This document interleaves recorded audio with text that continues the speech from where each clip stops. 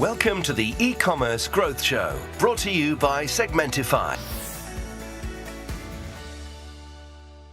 Então, pessoal, aqui quem está falando é o Carlos com a Evolve para mais um episódio do E-Commerce Growth Show no Brasil. Eu e o Renato Avelar, hoje a gente tem o prazer de estar entrevistando o In She, correto? Vou de novo. Oi, você consegue me escutar? Eu escuto o Carlos claramente, mas acho que o problema pode estar mesmo na tua conexão. Eu vou reiniciar, pessoal. Beleza, vai lá. A gente já reabre. Boa. Tá chovendo? Como é que tá? Não, tá sol aí em São Paulo. Hoje o tempo tá bom. Ontem, cara, caiu uma tempestade e caiu o mundo aqui. E como é que você faz, mano? Tipo, você fica com esse negócio fechado, uns puta dia de sol... Não, mas aí eu só no podcast nos calls. Ah. Eu tô com o ar-condicionado ligado, né? Não, mas é o dia inteiro que você tem call. Mas aí eu faço uns calls da piscina. Ah, entendi. Eu lá, faço uns calls da piscina. Boa.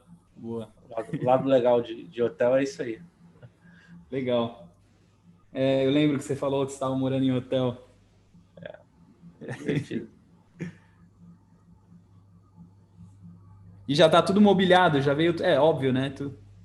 Algumas coisas são daqui, outras são minhas, né? Tipo, o piano é meu, sim. Televisão eu trouxe a minha, cadeira de trabalho, essas coisas são minhas. Uhum. Os puffs também. Eu preferia que não viesse mobiliado. Eu joguei uma tonelada de móvel fora. Pronto. Agora acho que vai, hein? É estranho, porque começa a transmitir e aí o sinal piora. Mas vamos tentar. Acho que agora... Vamos lá. Vamos lá, desculpa, cara. Vamos lá. Então vamos lá, tentar. Vamos abrir de novo. Então, pessoal, aqui quem tá falando... Talvez o teu microfone esteja um pouco alto, o teu fone, na verdade, e tá replicando o que o Carlos fala. Se tiver como baixar só um pouquinho o teu fone, acho que vai melhorar nesse sentido. Melhorou assim? Fala aí, Carlos, vamos ver. Alô, testando. Tá ótimo. Tá legal. Beleza. Vamos lá, são os ossos do ofício, coisas ao vivo, dá nisso mesmo. Pessoal, aqui quem tá falando é o Carlos com a Evolve e o Renato. A gente tá com mais um episódio pro E-Commerce Growth Show no Brasil, a gente só trazendo gente fera, especialista em e-commerce, varejo. E hoje a gente tem o prazer de estar com o In She. Acertei? É isso aí, certinho. E esse cara tem uma história incrível, foi um dos precursores aí do Submarino, mas em vez de eu ficar apresentando ele, eu sempre falo, traz o big picture, quem é você? Você foi um dos caras que participou de todo o início do e-commerce no Brasil, então conta pra gente aí um pouquinho da sua trajetória, pra gente entrar no assunto de hoje, que é super legal, que é China, né? Você tem uma experiência incrível, então a gente quer muito pegar o seu cérebro, pick your brain. O Ian é um cara que tem um background que leva o episódio inteiro, né? Então, acho que já tem bastante assunto só nessa fase. Vamos lá. Legal, Carlos, Renato, obrigado pelo convite. É um prazer, uma honra estar aqui dividindo um pouquinho do conhecimento, da experiência e aprendendo junto, né? Porque eu gosto sempre de pensar que nesses momentos de interação a gente está aprendendo junto.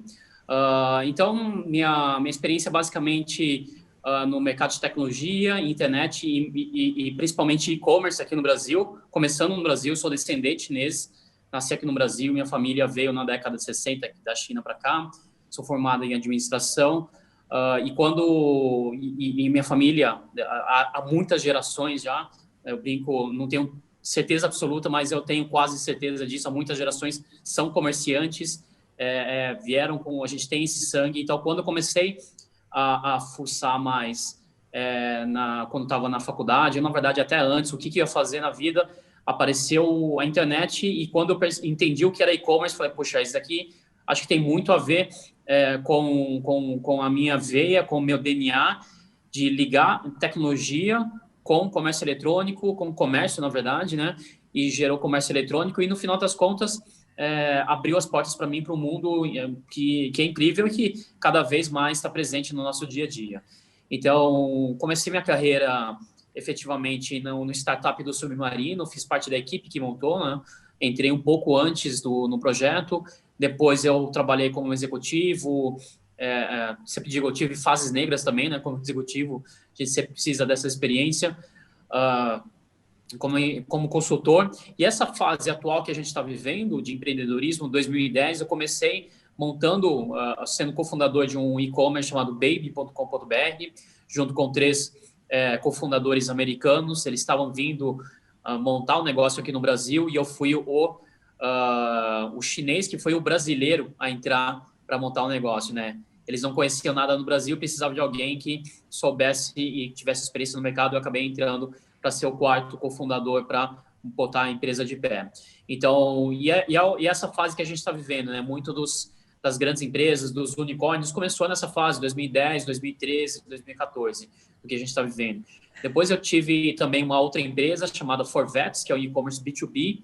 Isso veio muito de uma busca de modelos de negócios, de entender o que é rentável, o que é sustentável no mercado eletrônico, principalmente no Brasil. Tendo participado de uma série de projetos, desde o startup do Submarino até quando fui montar a Baby, muitas das coisas ainda eram muito similares. E o conceito tudo, por isso que eu brinquei que minha família, sendo de comércio, já fazia isso há séculos, né? Quando eu fui me juntar à equipe que criou o Submarino, eu trabalhava na Accenture.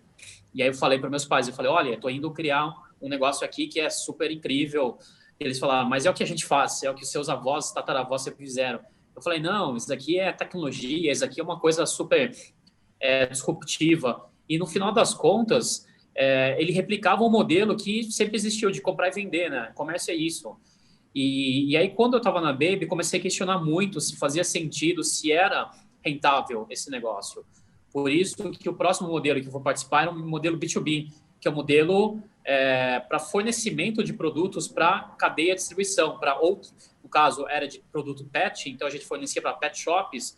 Então, ao invés de abrir um pet shop online, a gente criou uma empresa para fornecer produtos para pet shops. E aí, minha experiência seguinte foi já trabalhando com uma empresa chinesa, e aí foi um desafio que eu aceitei, tanto por ter essa vontade de trabalhar com uma empresa que tem a mesma origem familiar minha, e principalmente também para entender o que acontece por dentro das empresas de tecnologia da China. E aí fui head de e-commerce aqui na Xiaomi, no lançamento da empresa aqui no Brasil. E também a Xiaomi, uma das grandes características na época, pelo menos, uma boa parte das vendas, mais de 80% das vendas, via comércio eletrônico, canal próprio. Então, também foi muito tentar entender o que era isso. Por que uma empresa de marca, de eletroeletrônico, de tecnologia, concentrava tanto as próprias vendas? E aí isso também foi muito nesse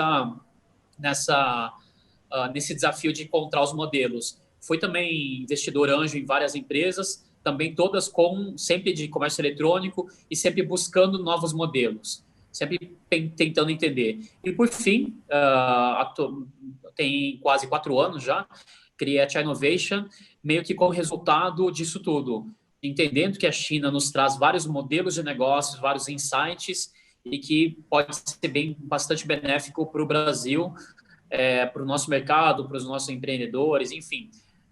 Criando a Chinovation, cria uma ponte entre esses 2 mercados.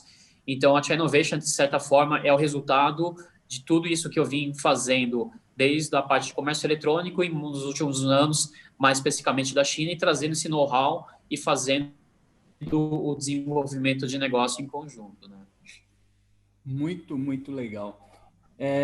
Eu falei erradamente chinês, então desculpa, qual o dialeto que você fala? Eu falo mandarim. Mandarim, que tem cantonês, tem um monte, né? Eu até fiz umas aulas uma vez por 3 meses, tem. Aí eu fiz também. Eu fiz 3 desafiador. meses de aula e eu só lembro Ni Hao. Na verdade, meus pais falam cantonês, então eu entendo um pouquinho, mas o meu dialeto principal é mandarim. Entendi, super legal. Cara, vamos falar de China, então. Então, acho que o papo hoje é muito isso, né? Primeiro, vamos, assim, eu já conversei com algumas empresas, e eu acho que é legal, assim, é que nem o Brasil, às vezes o estrangeiro, e nós, nesse caso, estrangeiros, os caras olham para o Brasil e falam, 210 milhões de consumidores, eu vejo isso muito na Dinamarca, né? E quando a gente olha para a China, esse monstro, né? E eu acredito que é um olhar errado, que eu já vi muita gente falhar no Brasil. Eu entrevistei uma empresa grande aqui da Dinamarca, que os caras tiveram assim um prejuízo monumental, né? Por não entender consumo, só olhou que tem um monte de gente, que tem um mercado, entre aspas, enorme, mas não entendeu direito. Então, acho que falando de China, primeiro, a foto grande de China, como é que é, Im? O que a gente deve olhar para a China? Como é que é esse mercado consumidor? Quando a gente olha para e-commerce também, você pode falar um pouco para a gente? Carlos, acho que tem alguns pontos importantes. E o principal, eu diria, que é o dinamismo do mercado. Ele é um mercado em transformação e aceleração nos últimos anos, e ele continua mudando bastante e continuamente. Então, é muito comum. No ano passado, nos últimos anos, eu tenho feito muitas viagens, ido muito com muitos clientes, feito muitas missões, e eu diria que 20% a 30% das pessoas que vão comigo já estiveram na China em algum momento. E todo mundo fala assim, puxa, eu vim na China faz pouco tempo e já é um outro país. E a primeira questão é, obviamente, a infraestrutura. Então, isso, as pessoas se remetem a essa transformação porque tem infraestrutura, prédios, várias coisas físicas que não existiam antes ou que não existiam no momento que essa pessoa foi para lá.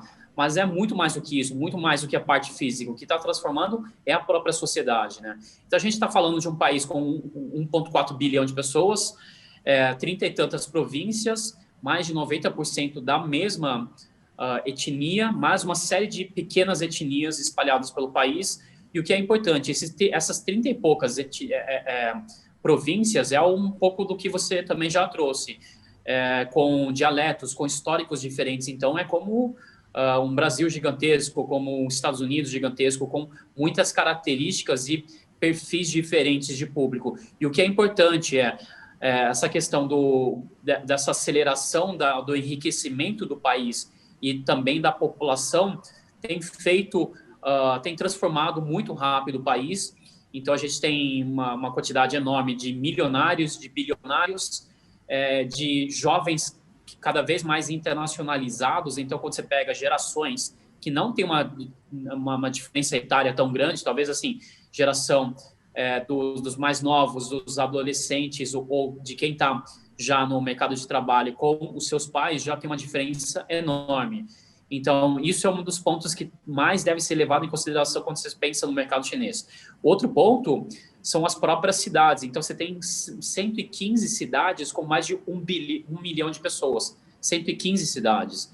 Então, o que é muito comum, as empresas que vão entrar na China, elas dividirem uma estratégia geográfica também, através do tamanho ou do nível das cidades. Então, eles chamam lá de Tier 1, Tier 2, então são nível 1, nível 2, de acordo com a importância política e econômica de cada uma das cidades. Então, no Tier 1, no nível 1, você tem 4 cidades. No nível 2, você tem 15 cidades, se não me engano, e assim por diante.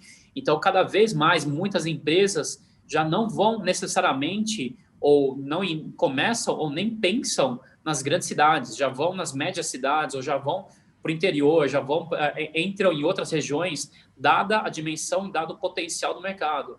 Quando você pensa, muitas vezes você pode juntar 2 ou 3 províncias com mais de 100 milhões de pessoas, com um tamanho da metade da Europa, de países super relevantes da Europa. Então, é muito comum cada vez mais pensar dessa forma. Por outro lado, você tem a internet que atinge o país todo. E aí as grandes plataformas, os grandes marketplaces, essas coisas todas. Então, quando você pensa no mercado de uma forma mais micro, de uma forma mais olhando a lupa, você tem essas diferenças regionais e geográficas.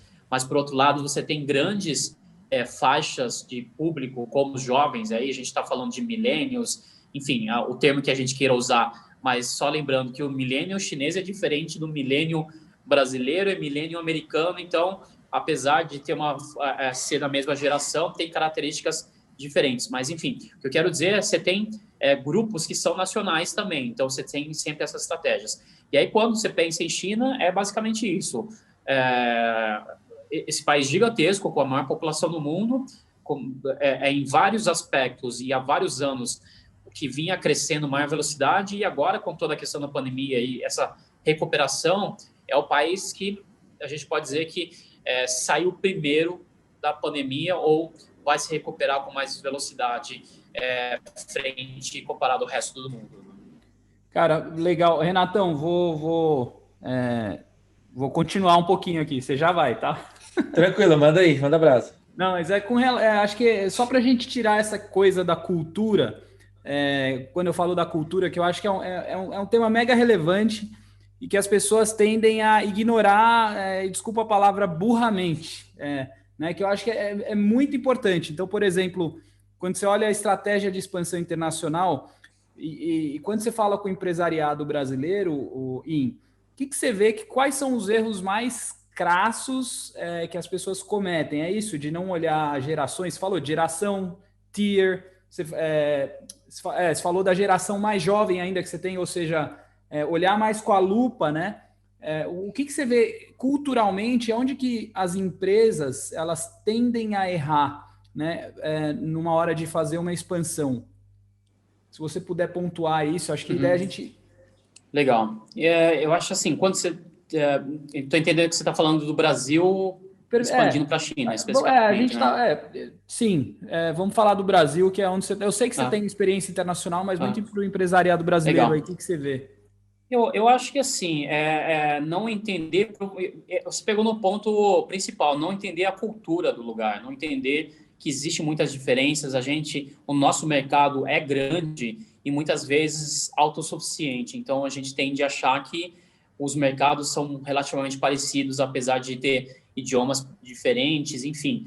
Não olhar com tanto detalhe as diferenças e tentar utilizar as mesmas estratégias, a mesma mentalidade do que existe aqui, ou tentar tratar a internacionalização como uma coisa que vai resolver o que vai acontecer no curto prazo. Internacionalização, principalmente para países enormes, para grandes mercados, são anos de preparação, de entendimento. Não é uma coisa que, por exemplo, que é muito comum em commodity, olha, commodity aqui, o preço internacional melhorou, então vou exportar, ao invés de vender para o mercado local. Não é isso, a gente tem que desenvolver o mercado. Só pegando um exemplo, recentemente eu estava falando com um amigo, ele estava me falando de um exemplo de uma marca de calçados infantis brasileira que vende na China. Assim, talvez uma das categorias mais improváveis que você vai pensar de vender uma marca brasileira vendendo na China. Uma boa parte da produção de calçados do Brasil foi movida para a China, é feita na China por empresas brasileiras ou empresas internacionais, enfim, não importa, mas acontece lá. Tem muitos profissionais, e teve uma época do pico, teve mais de 3 mil brasileiros no sul da China trabalhando lá nas indústrias. Ou seja, a indústria chinesa é muito forte nessa área, mas teve um cara que conseguiu desenvolver isso. E aí você fala assim, como que ele fez? Ele fez ao longo de 10 anos. Ele não fez de uma hora para outra. Foi um trabalho, foi desenvolvimento, foi conhecendo. Todos os anos ele ia para as feiras. Ele não tinha aquela sede de necessariamente tentar vender logo. Obviamente, você tem empresas ou você tem profissionais, empresários que conseguem fazer isso. Mas para alguns mercados você tem que trabalhar bastante tempo, até para entender a cultura do outro e o outro também te aceitar. O mercado chinês é o pote de ouro para muitos mercados e tem sido a salvação para muitas empresas. Então, está todo mundo lá. E o Brasil, e o brasileiro que quer ir para lá agora, ele já está muito atrasado. Os americanos e europeus estão há muitos anos, os asiáticos, japoneses já estão muito mais tempo lá. Ou seja, assim, não dá para dizer de uma forma absoluta, mas quase não tem mais espaço para pensar de formas tradicionais. Então, tem várias questões que a gente tem que entender. Não é só porque a gente é maior exportador de commodity que os caras estão desesperados para comprar as nossas coisas. Está todo mundo comprando. Aliás, está todo mundo querendo vender para lá. Então, tem que entender que a competição agora é internacional. Não é só com empresas chinesas, não é só com empresas locais. Quando você está vendendo lá na China, você compete com americanos, você compete com coreano, você compete com o japonês, com todo mundo. Então, acho que uma boa preparação é fundamental para isso. Velho. Muito bom. Mais um ponto ainda nessa questão de internacionalizar. Tem uma coisa, né, que eu falei, talvez, eu acho que com certeza não fui o primeiro a ter essa ideia, mas como você falou, teve muitas empresas que já foram para lá e vamos falar que foi para explorar uma mão de obra mais barata, beleza? Só que isso também hoje pode ser uma vantagem competitiva, do cara já tá lá e às vezes abrir uma nova marca. Você já viu alguma coisa nesse sentido? O cara falou, eu já estou aqui, talvez eu possa criar uma marca aqui, né? Porque já tem a fábrica lá, já está fabricando, talvez agora localizar o produto para o gosto chinês, né? E aí da comunidade. Sem dúvida. Você tem na dinâmica do mercado chinês, na evolução do mercado chinês, as fases anteriores, ou a primeira fase da manufatura. Basicamente, década de 80, principalmente década de 90, a China como a grande fábrica do mundo, que é o que a gente conhecia, né? Então, todos os países mandando a produção para lá, terceirizando, no início terceirizando produtos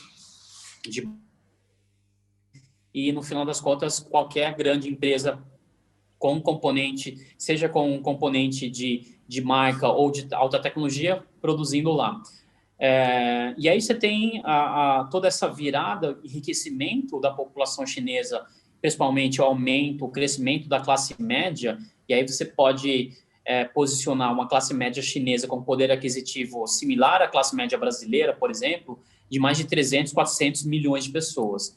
Então, quando as marcas, no início, só produziam lá, eles começaram a perceber também que o mercado local cada vez mais interessante e também demandando produtos. Mas os primeiros que perceberam isso não foram necessariamente as marcas estrangeiras, foram as próprias marcas chinesas e outras marcas asiáticas que tinham mais afinidade com o mercado local.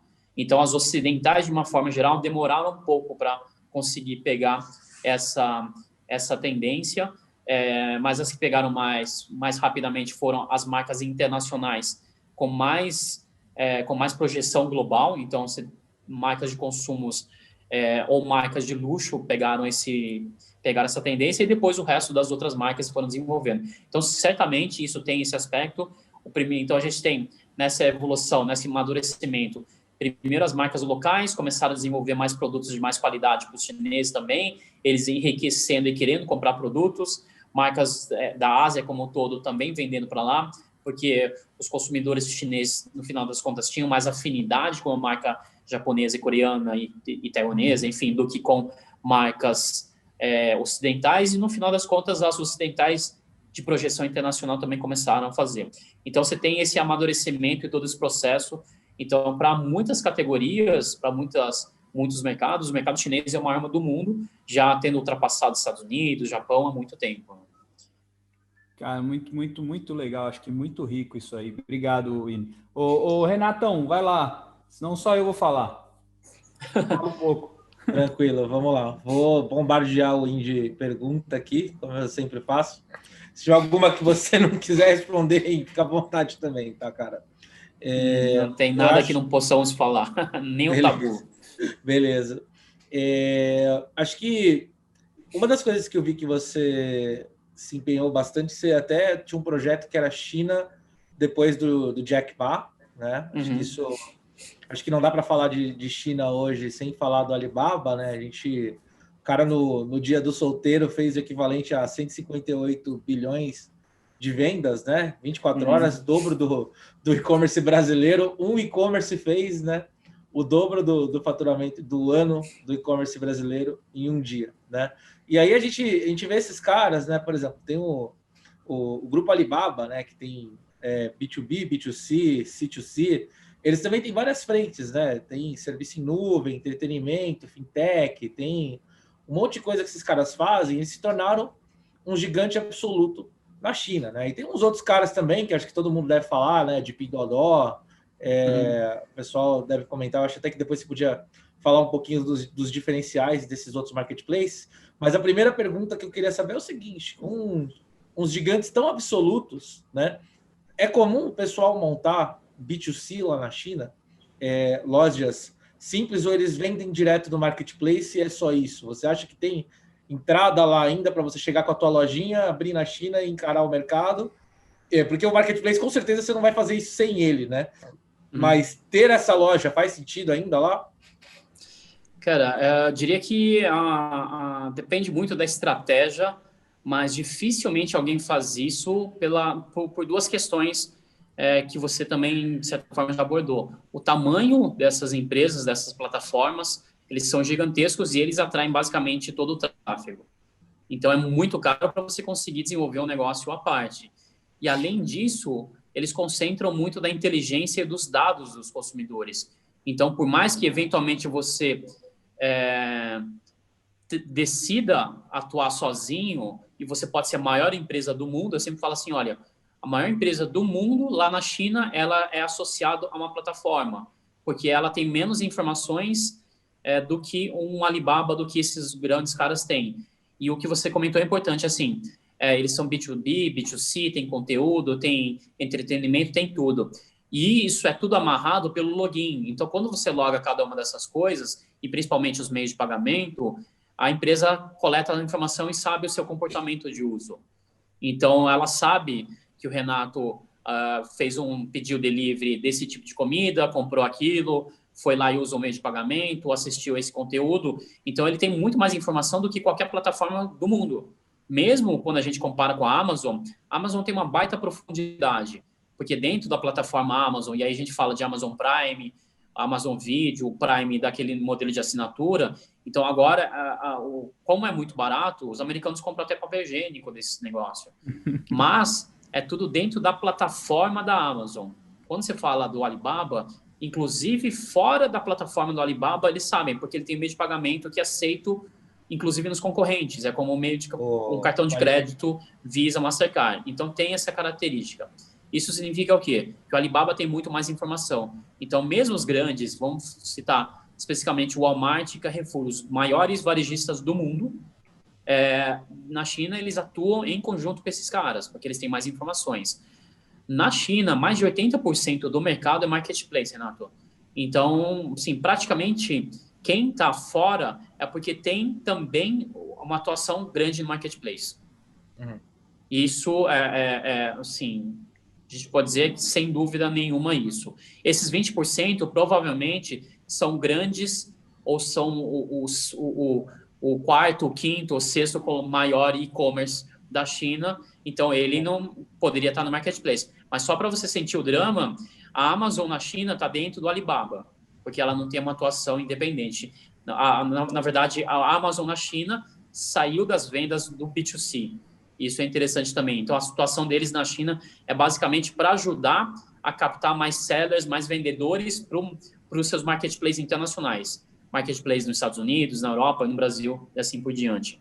E aí, só que tem uma diferença fundamental, cara, que é o seguinte, que o marketplace na China e que as plataformas na China, elas nasceram com o DNA de empresas de tecnologia.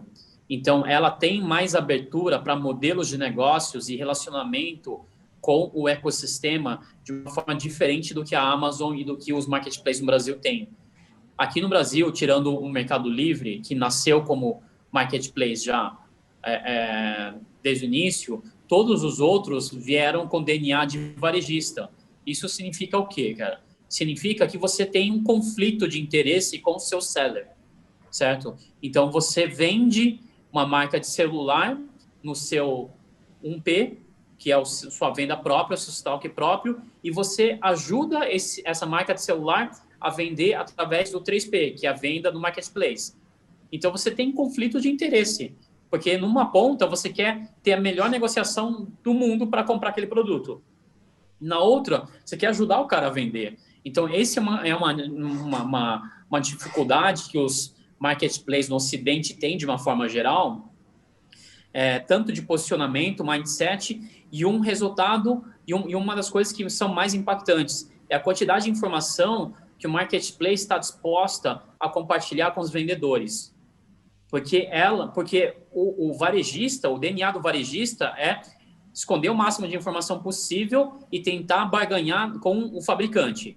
Pensa antigamente, quando não existia internet, quando só tinha varejista. Então, o supermercado tentava espremer o fabricante para ter o melhor preço possível. Porque a máxima do varejo é, para você ganhar dinheiro, você tem que comprar bem.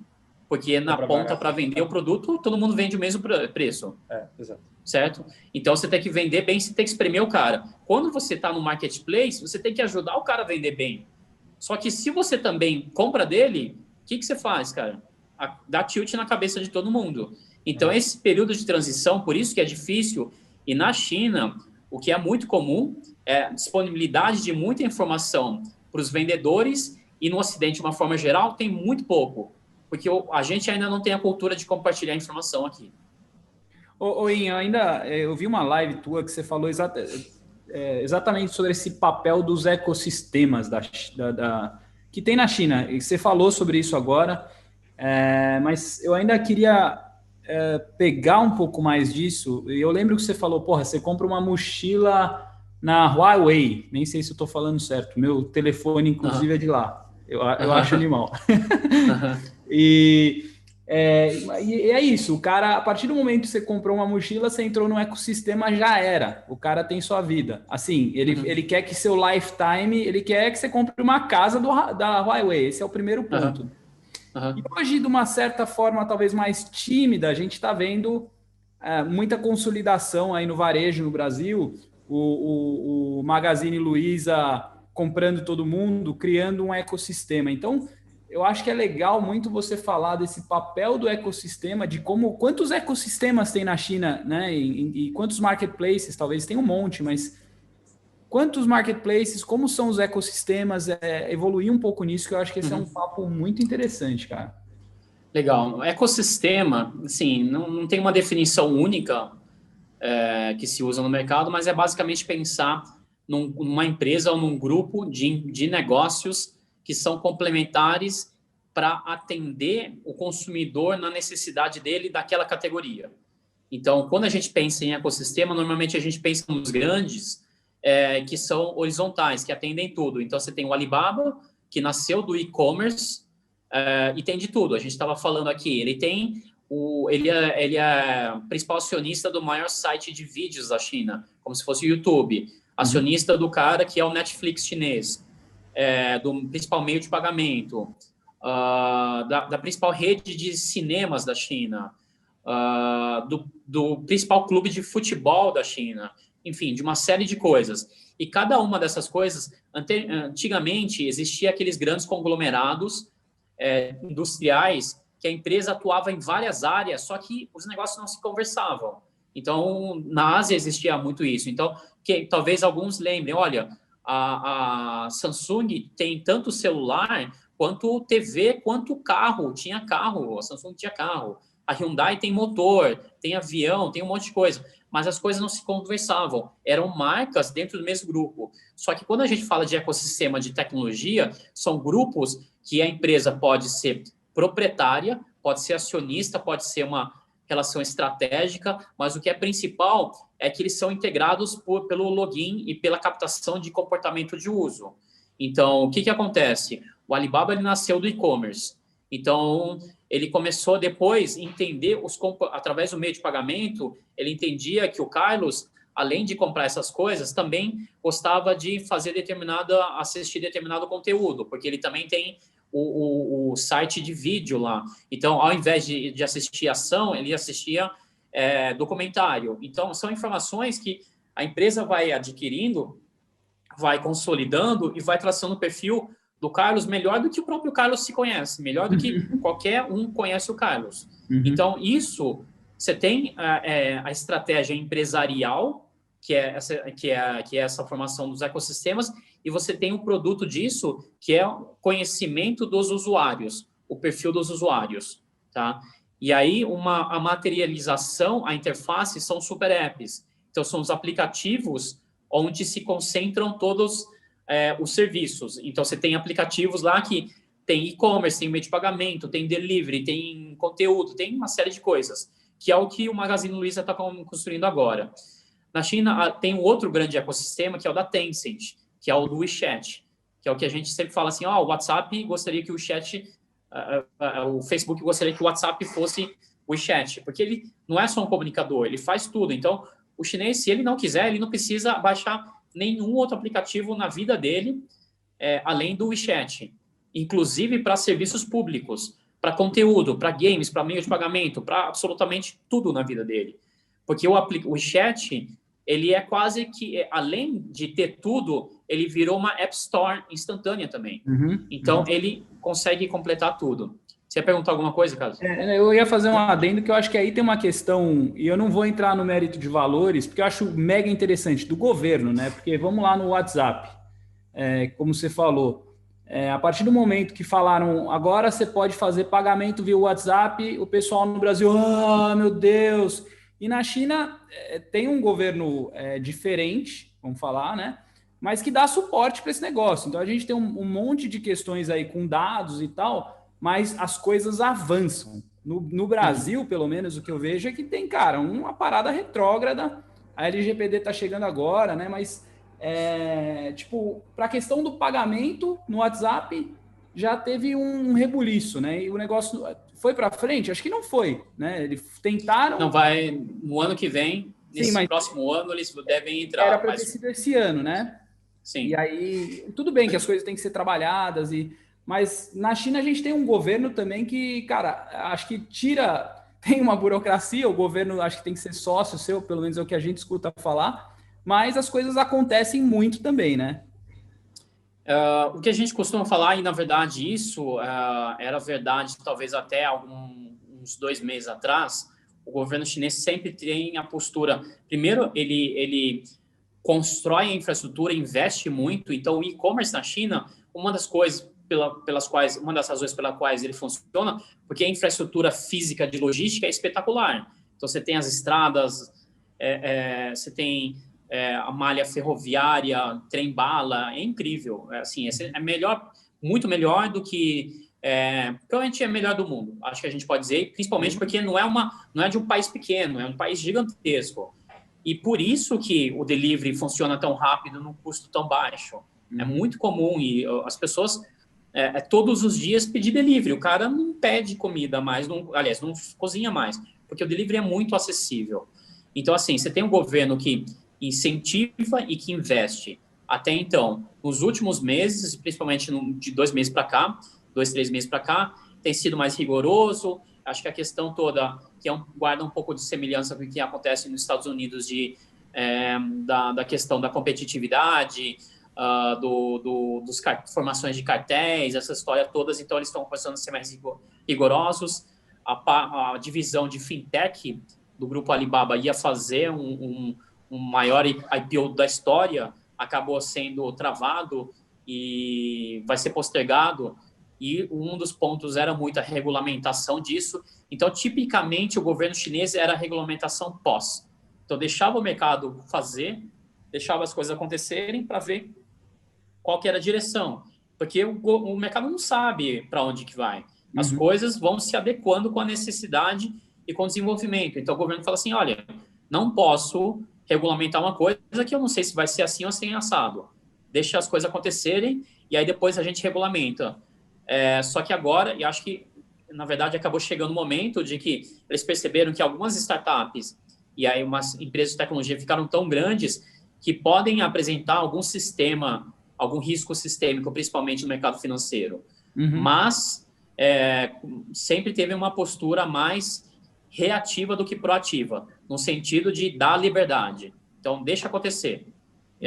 O que talvez para o ambiente empreendedor seja mais confortável para os empreendedores. A gente gosta de atuar sem isso.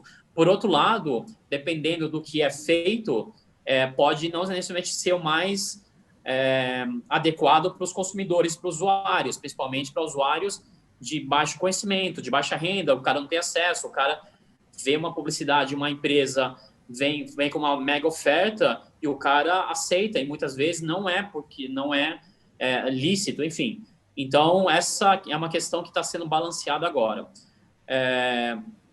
Do que você comentou, do WhatsApp sendo meio de pagamento. O que talvez o WhatsApp pudesse ter feito é colocar outras funcionalidades, não precisa entrar em meio de pagamento logo de cara.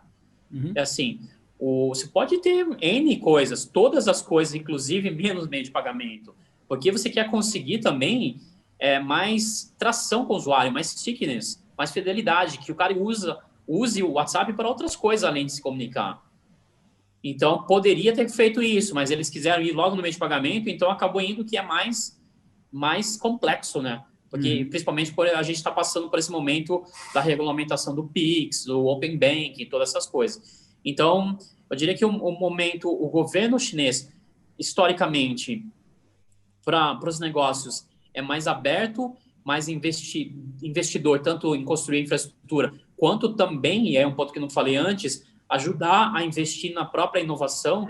Então, investe muito nas universidades, nos laboratórios. Isso, provavelmente, em termos percentuais, é mais do que uma boa parte no mundo também. Então, tem esse aspecto, viabilizando uma série de negócios entre as empresas, cara. Muito bom. Vai lá, Renatão. Obrigado, hein? Muito, muito bom. Muito bom. Acho excelente. Acho que pegando esse gancho de super apps, que a gente vê que os caras têm tudo dentro do ecossistema, isso que você disse também no início da conversa sobre dados, etc. Aqui que eu percebi que a gente tem uma diferença muito grande na China e no Brasil, né? Acho que a quantidade de recompra, por exemplo, do consumidor no Alibaba é uma média de 80 compras por ano, né? Ele compra 80 vezes no Alibaba por ano. E no Brasil, o cara que tem o maior número de recompra é o Mercado Livre, né? Que tem 8. Então, a gente vê uma diferença astronômica e a média dos marketplaces são de 2 a 3 recompras, né? Então, acho que isso é uma coisa que é um pouco de tudo, pelo que você falou, né? Começa na logística, vem os dados, etc. Mas o que você acha que aqui no Brasil a gente podia fazer para ter o nosso consumidor mais próximo, mais fiel, tentar ser alguma coisa parecida com o que o Alibaba faz? Você acha que é possível isso? Você acha que qual que é a tua visão? O que a gente poderia fazer para aumentar esse lifetime value dos nossos clientes? Renato, acho que uma coisa importante, e aí você sendo também do mercado de e-commerce, quando eu falo isso, muitas vezes as pessoas me olham meio torto. O problema do e-commerce é a gente chamar de e-commerce, é chamar de comércio, ou seja, a gente está vendendo um produto. A gente não está só vendendo produto, a gente está vendendo benefício, conveniência. Ou seja, quando a gente pensa no e-commerce, a gente sempre pensa no varejo, que é o nosso DNA, que é o que a gente falou no início. Então, todos os nossos varejos, ou nos nossos grandes e-commerce, de novo, tirando o Mercado Livre, vem de DNA de venda de produto. Então, vende geladeira, vende celular, vende livro, vende CD, vende roupa, não importa. Vende algum produto. No e-commerce chinês, eles se integraram com muita velocidade na venda de serviços. Então, o delivery, que aqui só nos últimos anos começou a se aproximar do e-commerce, mas a gente não trata o iFood e o Rappi como uma empresa de e-commerce. A gente trata eles como delivery. Mas, no final das contas, o consumidor é o mesmo. O cara, ele está pedindo e ele tem... E é uma coisa interessante, se você notar, uma boa parte das pessoas que começaram a comprar agora no e-commerce porque que vinham, que eram mais resistentes, começaram porque fizeram um pedido no iFood. E aí falou, poxa, essa brincadeira é legal. E aí depois fizeram uma pedido no Rappi, começaram a pegar Uber. E aí depois compram um produto. Então, só que para a gente é tudo muito fragmentado. São setores quase como se fossem setores diferentes. E na China não é tratado dessa forma. É tudo negócios eletrônicos, entendeu? Então, e aí agora movimentos como a B2W, que comprou o Supermercado Now, e o Magazine Luiza, que comprou lá o delivery, o Taki, e tem venda de supermercado também, vai mudar esse patamar. Porque as pessoas vão lá fazer as compras do supermercado no Magazine Luiza, comprar seu mantimento na B2W. B2W também tem lá delivery do McDonald's. Então, são coisas de alta frequência que, para a gente, eram inconcebíveis. Eu lembro claramente, no início eu falava assim, pessoal, a gente tem que aproximar isso. E o pessoal falava, não, mas a gente é e-commerce, a gente vende serviço. Cara, são coisas diferentes, não são diferentes. É transação eletrônica, é transação numa plataforma, é um pagamento online e tudo mais. Então, agora, a gente está vendo isso e isso, de certa forma, está acontecendo por duas razões. Uma, esse benchmark da China, que é tudo que está acontecendo, e o segundo é por esse momento da pandemia que intensificou isso. Então, as empresas de e-commerce começaram a entrar mais nesse mundo. Mas agora a gente vai perceber. E aí tem o terceiro pilar disso, que é o meio de pagamento via celular, muito mais facilitado. Então, PicPay, Ame Digital, todos esses caras é muito mais fácil pagar via celular agora. Então, se juntando a logística, a questão de quebrar as fronteiras do digital, do e-commerce, de produto, cara, e aí eu vou colocar também outro componente, até Netflix ajuda a vender e-commerce, porque muita gente provavelmente só assina, só que colocou o cartão de crédito, talvez nunca tenha comprado produto físico. Quem sabe um acelerador que a gente teve alguns anos atrás, as compras coletivas.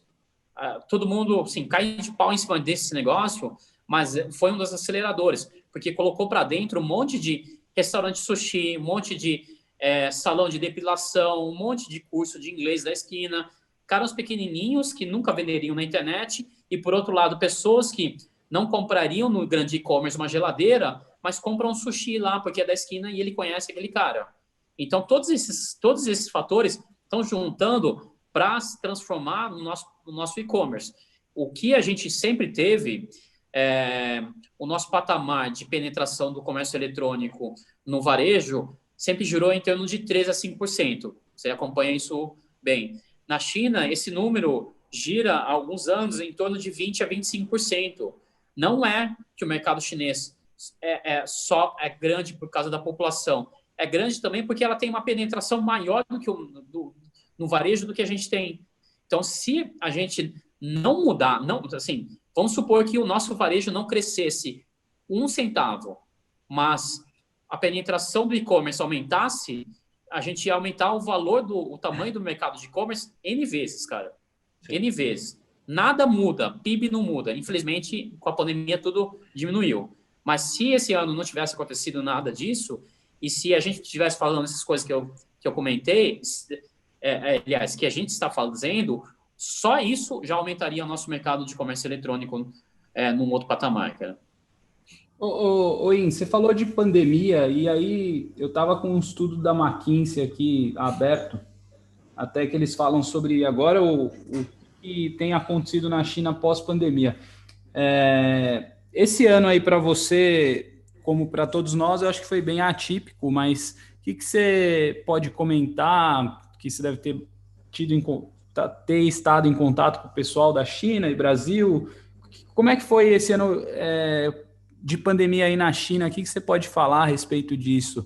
Como é que eles se adaptaram? Eu não gosto de falar novo normal, odeio essa palavra, desculpa. Como é que eles se adaptaram a essa nova realidade, esse momento? Cara, acho que, assim, gosto não vou dizer resumir, mas usar alguns pilares do que foi adotado na China. É a execução, que vem muito da disciplina, da cultura, e outra da utilização de tecnologia. Foram esses dois principais pilares. Então, através disso, eles conseguiram passar pela pandemia melhor do que provavelmente a maior parte do mundo. Até porque foi lá que aconteceu. E aí eu sempre começo a falar nesse assunto, tem que trazer alguns contextos. Aconteceu lá e eles não sabiam do que se tratava. Então, imagina um negócio assim, que começa... quando a gente começou... quando começa qualquer grande crise, pode ser um negócio besta, quanto ser um negócio gigantesco. Então, quando começa isso, é um problema, porque você não sabe do que você está lidando. Então, você tem que lidar com muito mais, talvez, força, porque a Ásia, de uma forma geral, passou pela SARS em 2003, que foi uma crise gigantesca também. Então, eles adotaram essa energia. Então, você tem a disciplina da execução. E, obviamente, isso é favorecido por alguns aspectos. Dois dos principais, tem um governo no modelo que eles têm, e aí o tipo de governo, e o segundo pela cultura, uma cultura hierarquizada, estruturada e disciplinada de execução. Então, que é muito mais coletivista do que a cultura ocidental, que é mais individualista. E aí estou falando isso não fazendo juízo de valor, características. Tem situações que cabem muito bem uma cultura como a nossa e tem outras que cabem bem uma cultura como a asiática, de uma forma geral, que é o que aconteceu exatamente agora. A maior parte das populações dos países que passaram melhor pela pandemia são populações que têm o maior senso coletivo do que o Ocidente, de uma forma geral. Então, os países que estão sofrendo mais são os países onde as pessoas olham muito mais para o individual, olham muito mais para si do que para o grupo antes. Então, esse é uma execução. E a segunda parte é a utilização da tecnologia. E aí, tanto do aspecto no dia a dia da rotina, que é o que eles tinham, por exemplo, era um negócio que eles chamam de QR Code da saúde. Então, através da quantidade de dados de análise, cada pessoa tinha uma cor, vermelho, verde e amarelo. Então, se você estava verde, você podia se locomover em qualquer lugar. Quando você está em vermelho, você tem que ir para o hospital ou ficar de quarentena já automaticamente. Isso, essas coisas são geradas através das informações que você imputa e das informações de comportamento e de locomoção sua. Então, se você esteve num lugar onde tinha mais outras pessoas com Covid, então você ia ganhar uma cor amarela ou cor verde.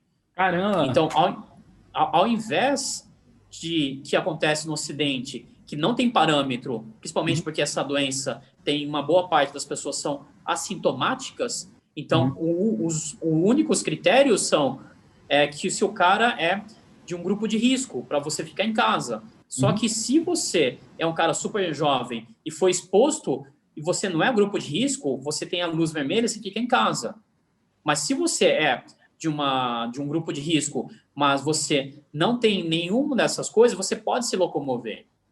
Então, ao invés de utilizar critérios pré-definidos que são limitantes, esse negócio facilitou muito. Então, isso é para o cotidiano, e sem falar em delivery, e-commerce, que é o que aconteceu também aqui no Brasil. E aí, outra ponta é a utilização da tecnologia de inteligência artificial, de reconhecimento de imagem, para desenvolvimento dos testes de vacina, de equipamento, de tudo isso. Então, assim, do desenvolvimento científico e da medicina também, para utilização. Então, você teve esses dois pilares que a China lidou, de uma forma geral, como país. E as empresas, algumas... e aí a gente pode dizer que talvez a China, em função dos últimos anos, e principalmente pela popularização dos super apps, a maior parte, mesmo se a empresa do sujeito não era digital, uma parte importante da população já lidava no dia a dia com tecnologia. E aí não só nas grandes cidades, e não só os jovens, mas também pessoas de maior idade, caras do interior. Então, de 1,4 bilhão de pessoas, mais de 1 bilhão são usuários desses super apps. Então, você tem uma boa parte da população conseguiu atravessar relativamente bem. E aí não estou fazendo juízo de valor e nem entrando nessas questões, nas polêmicas, se o governo chinês agiu rápido, agiu devagar, compartilhou informação, não compartilhou, porque assim como a China fez tudo isso, ou deixou de fazer, vários países também fizeram. Então a China pode ter demorado, mas a maior parte do resto do mundo ficou olhando o que estava acontecendo lá. Então, começou no final de dezembro, teve lockdown em final de janeiro, os primeiros casos começaram a aparecer em outros países, aqui no Brasil a gente começou o lockdown em final de março. Só que Carnaval! Né? Carnaval era uma festa. Cara, carnaval, a Covid já estava aqui no Brasil. Com certeza, mas com certeza, com certeza. Não, eu acho que o pessoal já sabia. Daí a gente vai entrar a gente precisa tomar uma breja para falar sobre isso. Deixa quieto. Certamente. Essa seara fica para outra conversa. Daí é outro escopo. Não, mas cara, eu acho que é mega relevante. A gente tem falado só muito de e-commerce, mas assim, dentro do Chinovation, você trabalha com várias verticais, como é que é? E que você acabou de falar de healthcare, talvez tem fitness, né? Tem a questão do... cara, tem tanta coisa, robôs, AI, sério, tem muitas verticais de mercado. Eu queria que você comentasse um pouquinho sobre a Chinovation e E aonde vocês atuam mais? É mais no commerce side ou cara, é business side? E como é que você vê as tendências? A gente vai falar de tendências aí. Uhum. Cara, a gente atua tudo que tem base tecnológica, e agora praticamente tudo, né? Assim, a gente teve origem muito em função da nossa experiência pessoal no comércio eletrônico, um pouco em fintech, um pouco em serviços online, em função da experiência dos próprios sócios. Então, esses são os nossos core, também pegando uma ponta mais relacionada a hardware, a IoT, coisa do gênero. Mas, no final das contas, agora, a China é conhecida, ou, na verdade, reconhecida como país super inovador em várias frentes, como você comentou, IoT. Agora, no Brasil, a gente também está passando por esse momento de decisão do 5G, o que vai ser feito com relação a essa tecnologia, se as empresas chinesas, e nominadamente a Huawei, vai ser permitida atuar no fornecimento de infraestrutura do 5G, IoT, inteligência artificial cada vez mais presente também, enfim, uma série dessas coisas. Então, a gente tem atuação um pouco em cada coisa, e no ano que vem, provavelmente, a gente vai ter mais atuação em agritech também, que é uma área que o Brasil começa a despontar também, e interessa 100% para a China, em função de ser um dos grandes compradores de commodities do mundo, né? Muito bom. Renatão. Eu achei agora, por questão de timing, né? Acho que é legal fazer aquela clássica para fechar, Carlos, sobre a visão de futuro, né? Porque eu sempre falo isso. Se você quer ver o e-commerce, a tecnologia, daqui 1, 2 anos, você olha a Europa, né? Daqui uns 5 anos, você olha os Estados Unidos. Daqui uns 10, 15, 20 anos, você olha a China, né? Então, acho que não existe melhor pessoa para responder essa pergunta clássica nossa, né? Que é a visão do futuro para o e-commerce. O que você acha que no Brasil, e você pode falar Brasil e mundo, né? Você pode dar essas duas visões. Qual que é a tua visão do futuro? O que você acha que é o futuro do e-commerce? Cara, o e-commerce, um dos pontos é o que eu comentei, essa integração maior com serviços, e aquela hora eu não mencionei, na verdade, assim, então a gente tem produtos, serviços e conteúdo. Quando você fala de conteúdo, comprar um e-book é um e-commerce, de um produto digital. Então, tem toda essa gama de produtos, então, quando você compra um aplicativo, também é. Então, acho que com isso se aproximando mais, vai alterar muito a nossa característica. E também, a gente chama muito de omnichannel, né? O nosso consumidor é omnichannel, ele compra por todos os canais. Na China existe a visão do New Retail. Então, tem a visão não só dos canais, mas a utilização de logística, a utilização de dados, que é o novo varejo. Então, a visão deles não é necessariamente, por exemplo, uma empresa de e-commerce, ela não quer necessariamente aumentar a fatia do e-commerce versus o varejo físico. A visão é digitalizar 100%. Então, a visão do Alibaba não é que ele vai tirar market share do varejo físico, do supermercado offline. Ele quer que tudo seja digital. Isso é uma perspectiva muito diferente. Isso é uma perspectiva de que eu não sou só e-commerce, eu não sou só varejo. Eu sou uma empresa de tecnologia que eu vendo produto físico.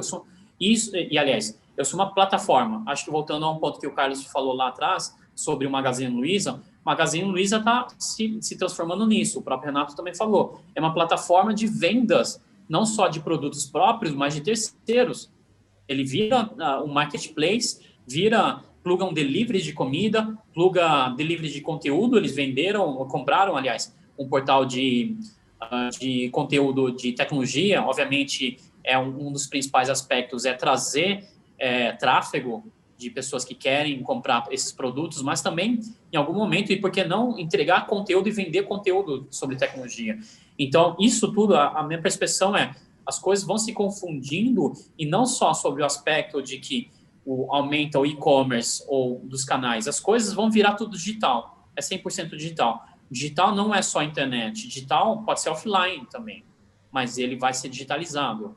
O que vai mudar, talvez, o que vai ser determinante, não é que vai mudar, é como isso vai caminhar com relação da questão da privacidade. O próprio LGPD, a própria percepção dessas coisas para o consumidor. Tá? Acho que esse é um ponto, para mim, do e-commerce. O outro é a questão da logística. A gente está falando num país continental, algumas operações, e a gente vê Mercado Livre com frota de aviões próprios, CDs espalhados pelo país, Magazine Luiza, Via Varejo, B2W, todo mundo com dezenas de CDs. Um outro modelo é o que a Rappi faz, é o que o iFood faz, é distribuir os produtos que estão nos vendedores nas pontas. Então, o pequeno lojista, ele é um CD não só de produtos que ele pode armazenar, mas também pode ser vendido nele. Então, ele é um seller e é um ponto de distribuição também. Então, acho que tem várias características, várias coisas se misturando. E um terceiro ponto que eu quero trazer é mais utilização dessa inteligência, desse conhecimento, dos dados. Como as plataformas vão utilizar isso? Porque até agora, eles só utilizam muito para melhorar a performance de conversão. É basicamente isso. Só que os dados permitem muito mais do que isso. Permitem, e aí uma das grandes tendências agora, atuais, que eles chamam, até tem vários nomes, mas um deles é o Consumer to Business, é o C2B ou C2M, Consumer to Manufacture, é a utilização de dados para desenvolver produtos. Então, ao invés de você vender a indústria, vender aquele produto que eles sempre fabricaram, a plataforma chegar para a marca e falar assim, olha, os caras não querem mais isso, porque eu sei, você não sabe. A plataforma sabe mais sobre o consumidor do que a indústria. A Uber e a 99 sabem mais sobre os passageiros e os motoristas do que a Toyota, do que a Ford, do que a GM. Porque esses caras não estão plugados na ponta. Então, a utilização desses dados para a transformação da indústria vai ser uma das próximas grandes revoluções que vão acontecer no mercado. Porra, excelente. Então, para amarrar, você falou assim, tem uma grande tendência que eu acho que você tocou em cima, que é o tal do social commerce que a gente viu hoje. Cara, daria para a gente falar um monte, mas a gente tem que amarrar essa conversa. Mas você falou que, então, ecossistemas é uma das tendências hoje, dados e a indústria cada vez mais, por causa dos dados, ter mais informação e tendo acesso a essa ponta, que é o consumidor final, né? Que mais? O papel dos super apps, da tecnologia, que acaba sendo dados. Eu queria que você talvez finalizasse essa conversa com o que você está vendo de grandes tendências, falar um pouquinho do social commerce, que você viu, né? A gente está vendo muito... Hoje o pessoal está falando muito de TikTok e tal, não sei o que lá, né? Mas isso não é novidade na China, né? Então, você acha que algumas coisas no seu Insta que eu estava olhando... o meu pai, para você saber, ele nasceu no Shop Tour, que não é... que era tipo o Polishop, né? De você vender ao vivo, sabe? Ele nasceu, a empresa dele nasceu ali. E isso na China já é uma coisa que a galera faz, só que tem a opção de comprar online, né? Então, como é que é essa questão dos influenciadores, as grandes tendências, você está vendo o social commerce e tal? Falar um pouquinho sobre isso, que é muito legal. Legal, acho que você pegou de uma forma adequada. Você tem o fenômeno do social commerce como um todo, e isso que você falou do Shoptime, ShopTour, essas coisas todas, é o live commerce, ou live streaming e-commerce, enfim, tem várias nomenclaturas, shop streaming. Então, esse formato é a venda através de vídeos ao vivo, dentro de uma plataforma integrada, com interatividade. Então, é como se tivesse a parte de transmissão ao vivo, as pessoas assistindo, podendo comprar dentro do mesmo aplicativo e conversando com o apresentador e conversando entre si. Então, uma das vertentes do social commerce é o live commerce. O live commerce sozinho, ele representa na China 10% quase do e-commerce chinês. Representou no ano passado. Esse ano explodiu. Deve ter sido um negócio bizarramente maior. Dentro do social commerce, você tem outras vertentes que são, por exemplo, as compras coletivas. Isso é interessante, porque ele, de certa forma, ele volta só que ele volta com uma força das redes sociais. Quando a gente pensa e lembra como que o Peixe Urbano e o Groupon atuavam naquela época, era basicamente por e-mail marketing, não existia uma rede, o Facebook não era tão forte. Então, só que agora, as pessoas que participam das compras coletivas na China, eles compartilham as promoções nas suas redes sociais. Anteriormente, dependia muito que o Groupon atingisse todo mundo e as pessoas entrassem em grupos que você não conhecia ninguém. Agora, eu formo um grupo, eu compartilho nos meus amigos e eu faço isso. E aí tem mais uma vertente ligada a games, tem uma vertente ligada à fidelização. Então, social commerce, então, é trazer toda a parte toda a parte social, e aí não é social de preocupação social, mas é muito mais de interatividade, muito mais de coletividade dentro, trazer para transformar o comércio eletrônico. Por isso, e aí vem muito do que eu comentei lá no início, desse meu estudo, desse meu desafio, tentar entender quais são outras modalidades do que a gente faz de e-commerce tradicional. O que a gente faz é e-commerce tradicional. Coloca uma descrição, coloca uma foto e tenta vender para o cara. Olha, vai converter mais porque tem um botão de uma cor, botão de outra, UX, whatever, meio de pagamento, mas todos os ganhos são muito marginais, porque agora a gente já está no nível de otimização muito grande desse formato. O live commerce é um nível completamente diferente. Como você comentou, o uso de influenciadores. Na China, você tem casos de uso de influenciador que pode chegar a 20%, 30% de conversão em cada sessão de live. Nossa. Então, a quantidade, assim, é um negócio absurdo. E transformou-se o poder esse poder de força, essa relação de força no e-commerce com os influenciadores, porque o influenciador, ele é encarado como um curador, é encarado como um cara que tem credibilidade, ele não é só um cara que quer vender. A marca quer vender. A mensagem da marca tem um nível de credibilidade que ela pode atingir. Então, cara, eu posso ser a marca mais transparente do mundo. Sempre vai ter alguém que vai duvidar de mim. Mas se eu sou influenciador, uma pessoa física, eu posso ter um potencial de credibilidade maior.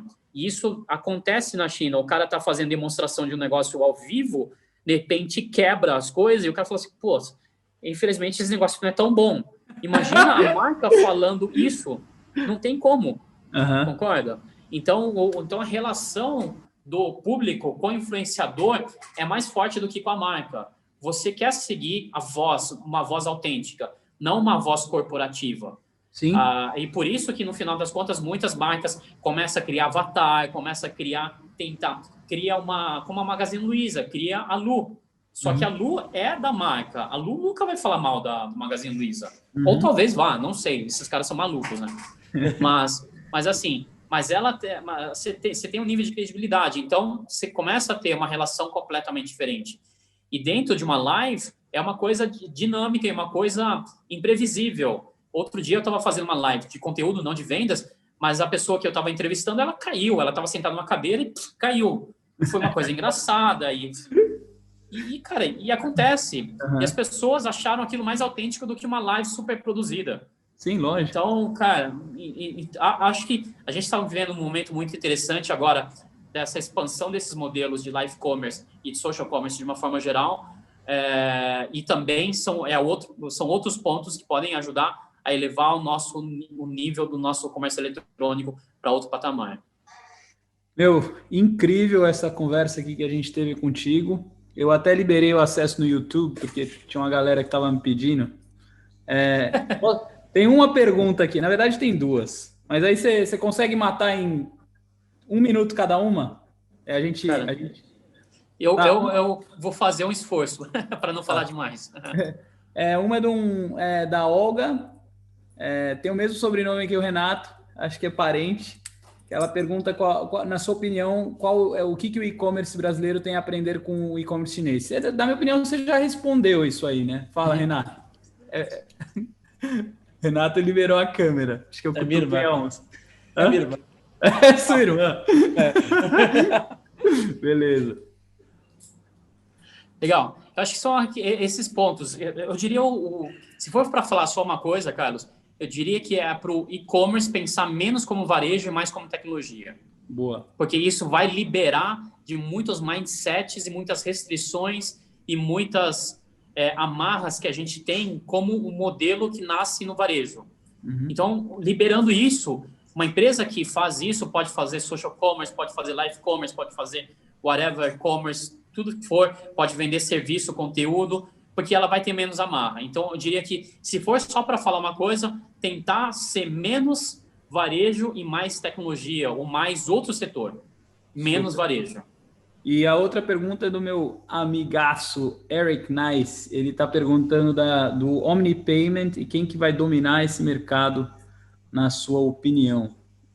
Cara, eu diria que é o seguinte, em função do nosso modelo tá indo como Pix, que é interoperabilidade, a gente vai ter muitos players.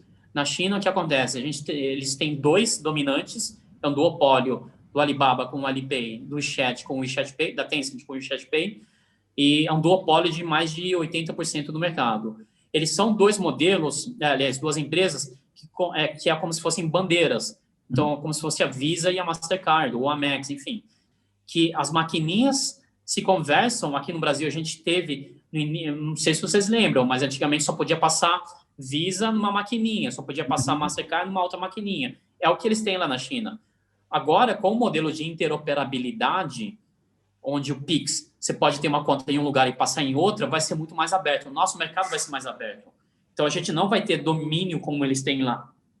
O que eu imagino que vai ter alguns players de grandes categorias, talvez um cara como a Rappi, como a iFood, em função da base grande deles, já dos serviços que eles têm, e talvez uns 2 ou 3, 2 ou 3 grandes fintechs, um Banco Inter, um Nubank, também dominando, e eventualmente aí algum grande banco mais tradicional também fazendo isso. Então, eu colocaria talvez 3 grandes blocos de empresas que podem acabar tendo uma posição muito dominante no futuro.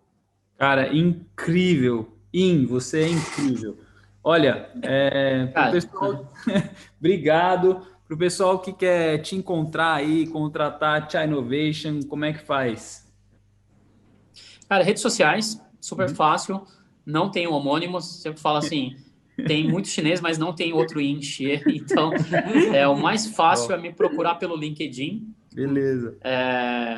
Às vezes eu respondo rapidamente, às vezes demora um pouquinho mais, mas enfim, é o principal canal de contato, mas meu usuário meu login é sempre Encher, meu primeiro nome e meu sobrenome juntos.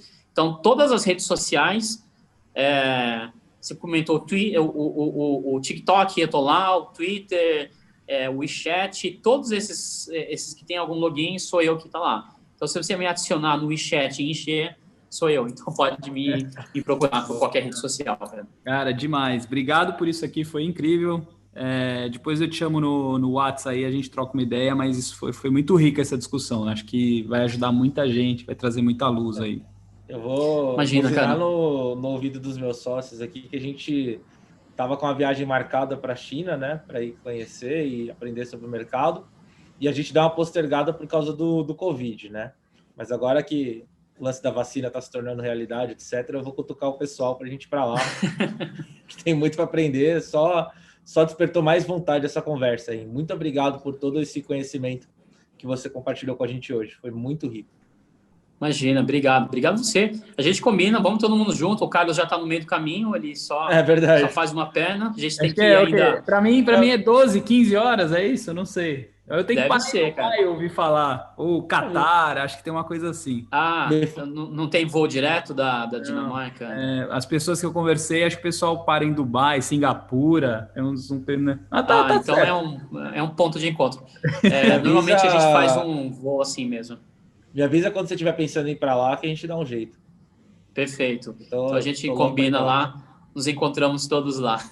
Boa. Valeu, hein? Pessoal, obrigado. Foi excelente. Obrigado pelo convite. Tamo junto. Bom, finalzinho de ano, um ótimo ano para todo mundo. Espero que o ano que vem seja melhor que esse e que a gente possa se encontrar lá em algum momento, seja no primeiro semestre, segundo semestre, mas que a gente possa fazer muita coisa acontecer aí. Valeu, hein? Obrigado, cara. Um abraço. Obrigado, galera.